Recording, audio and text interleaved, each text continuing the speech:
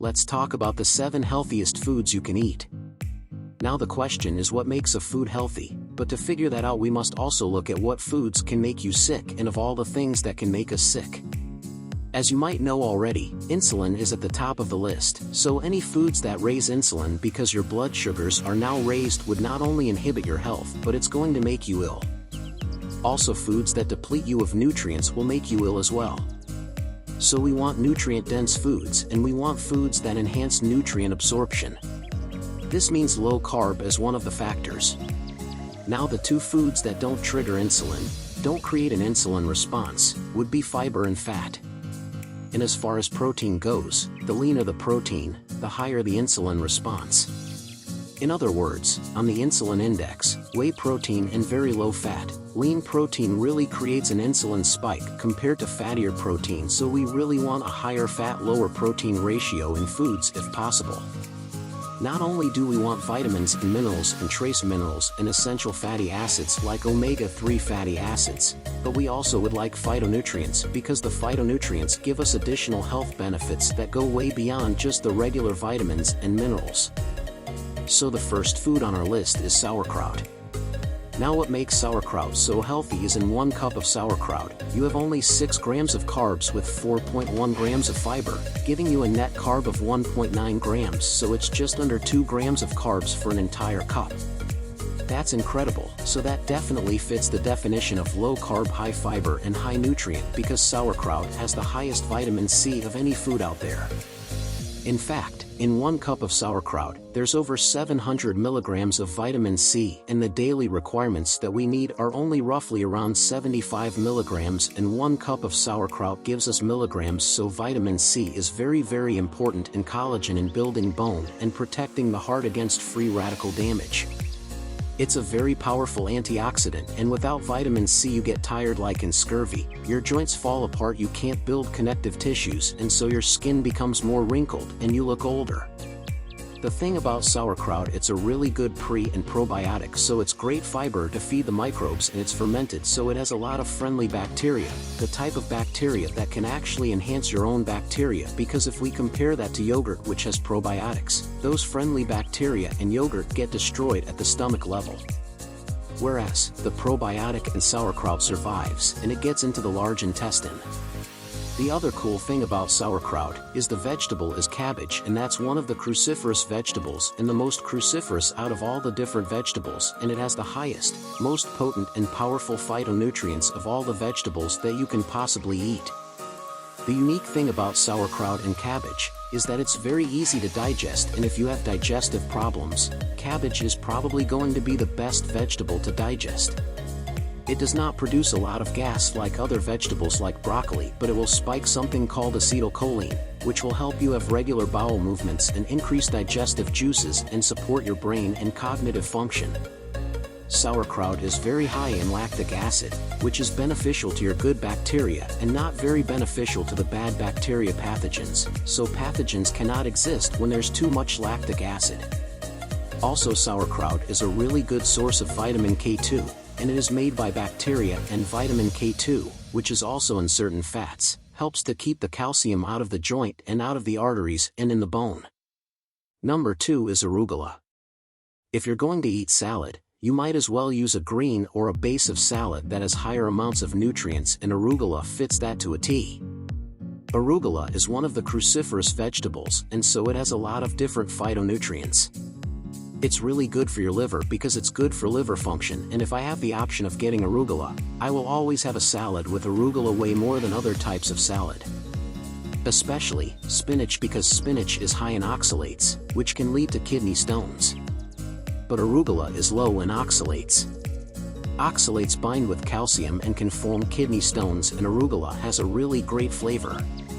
Arugula is really good for inflammation. It has very high anti-inflammatory properties. Arugula is also high in nitric oxide, which is good for libido and erectile dysfunction and for cardiovascular health because it supports the endothelial walls, that's the inner part of the arteries. And you can develop clots in plaquing arugula.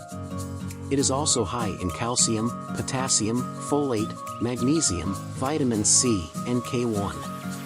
Lastly, arugula has some pretty potent anti-cancer effects. Alright, the next food on the list is salmon. Now of course I would always recommend getting the wild-caught salmon, and the type of salmon that is the fattiest type. The thing you need to know about salmon is, it's high in selenium. Selenium counters mercury if there's selenium present. You're not going to be able to absorb mercury, so if you're going to eat salmon, you don't have to worry about mercury. Now out of all the fish, salmon is extremely high in omega-3 fatty acids, and omega-3 fatty acids are really good for the brain, the heart, and your joints. Omega-3 also has anti-cancer properties. Most people are consuming way too many omega-6 fats, as in soy oil, corn oil, canola oil, cottonseed oil, and they're very low in omega-3 fatty acids, so they have this imbalance that generates a lot of inflammation in their bodies. So if you want to systemically keep inflammation very low, you want to consume food high in omega-3 fatty acids, and this is why I recommend salmon at least a few times a week. As far as the fat to protein ratio, it'd be like a 1 to 2 ideally, so you want more fat to protein. But because salmon has these other health benefits, I included salmon on the list as it's easy to get and it also tastes good, so people will consume it on a regular basis. You can always add some additional fats to salmon to spike it even more. If we look at omega-3 fatty acids and compare salmon to something like codfish, we look at just 3 ounces, salmon has over 1,000 milligrams of omega-3 fatty acids and cod has only 171 milligrams. Let's see, 2,000 to 171 milligrams. I think I'll go with the salmon. Salmon is also high in potassium, zinc, and calcium. Alright, the next one on the list is cod liver. Now before you turn your nose up to cod liver, just hear me out. Organ meats in general are super nutrient dense, and the problem is the majority of the population do not like to consume them because they don't taste very good, and sometimes it's hard to find high quality organ meats. This is because of all the toxicity in the environment. You would never want to have conventional like beef liver or organ meats, you want them organic. But wild-caught cod liver is not only easy to get. It's very delicious, it doesn't taste bad at all. It's not even fishy as long as you eat it within 1 to 2 days. Don't make the mistake of eating half of it and then putting in the refrigerator and then forgetting about it and then coming back a week later, it'll be a little bit fishy. But if you eat it within 1 or 2 days, it tastes actually amazing, it's actually delicious, the texture is like pudding and it doesn't even taste fishy at all. Now you might consume it and you might not even like the flavor, but I think you should at least try it once. Personally, I think consuming organ meats, even beef liver, is a very good thing to do. Now the unique thing about cod liver compared to beef liver is that cod liver is much higher in omega-3 fatty acids. Now the unique thing about cod liver oil compared to fish oil in general is that cod liver has omega-3 fatty acids. They have EPA and DHA. But fish oil does not have the vitamin A and vitamin D that cod liver has, so cod liver has this additional extra benefit. The active form of vitamin A, retinol, is essential for your eye, it's essential for the immune system, and it's essential for the inner lining of your skin. I'm talking about the sinuses, the esophagus, the trachea, your lungs, and it's really good for your kidneys. Vitamin D, as most people know, is awesome for blood pressure, pain, depression, your immune system, and there's not many foods that are high in vitamin D. Cod liver also has vitamin K2, it has iodine, and it's loaded with B vitamins, and the cool thing about cod liver is, its fat to protein ratio, it's a 5 to 1 ratio, so it has 5 times as much fat to protein. So on the insulin index, it's extremely low, it will not trigger insulin. But the more fat to protein, as far as a ratio, the more ketosis you're going to be in. Cod liver oil is one of the best things that children should consume, as well as pregnant females. This is because of the huge benefits on the nutrients, as well as the essential fatty acids omega-3. Alright, the next one, and some people will disagree on this, hamburger. I'm not talking about a hamburger with a bun, I'm not talking about conventional beef. I'm talking about grass-fed organic hamburger. Not lean hamburger with like 90%, that's too lean. I don't recommend that, but why would hamburger be on the list as a healthy food? I'm also looking at the practical aspects of food too. It's easy to get, it's easy to digest, you can put in a lot of different foods, and it has some pretty good health benefits. Now some people are going to say, well, red meat is unhealthy, and well, that is completely false, because if you're eating high-quality red meat, it doesn't cause cancer, it's not going to cause a heart problem. Grass-fed organic red meat is not like the processed meat or like you would eat a hamburger at some fast food restaurant, it's completely different.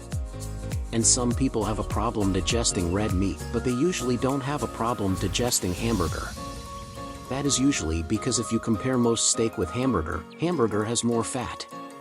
In fact, hamburger compared to steak is a 2-to-1 ratio, it's twice as fatty as its protein, and that helps keep the protein in your small intestine, so the digestive juices and bile can act on it and you'll get better digestion. If you're consuming leaner protein, it goes through the body faster and you don't have as much time to fully break it down. Not to mention, as we age, we lose our stomach acids, and so the older you are, the less stomach acid you have to digest red meat. So a simple solution is, just to start taking betaine hydrochloride for your stomach so you can increase the acid and digest red meat. This is because a lot of elderly people are low in iron and they're anemic, and that's also because they don't have enough acid in the stomach. You need an acidic stomach to absorb minerals, especially iron and calcium, and break down protein and kill pathogens, so typically hamburger is easy to digest. I consume a lot of hamburger on a regular basis on the ketogenic plan. Hamburger is a really good source of amino acids. It's a really good source of available iron, compared to like the iron in spinach, the type of iron you would get in red meat. As well as hamburger, it is rich in B12, phosphorus, zinc, and it's an excellent source of selenium, B6, B2, B3, and B5. It's also high in something called carnosine. In fact, beef is one of the highest sources of carnosine, and carnosine reduces something called glycation. Glycation occurs naturally on our bodies and promotes aging. Glycation is when you have a sugar that attaches to a protein or sugar that attaches to a fat, and it binds it up and it makes it unavailable, so it kind of clogs up the body. And if you're consuming carbs with sugar or carbs with fat, you're going to have a lot of glycation, so carnosine inhibits glycation, decreases inflammation, and carnosine also helps your immune system. Now hamburger also has a lot of creatine. Creatine improves exercise performance and exercise endurance and can promote muscle growth and muscle mass. Now there are other meats that are higher in fat, like duck, lamb, and pork, but I picked hamburger as something on the list that's very practical, easy to get, tastes good, and has a lot of health benefits.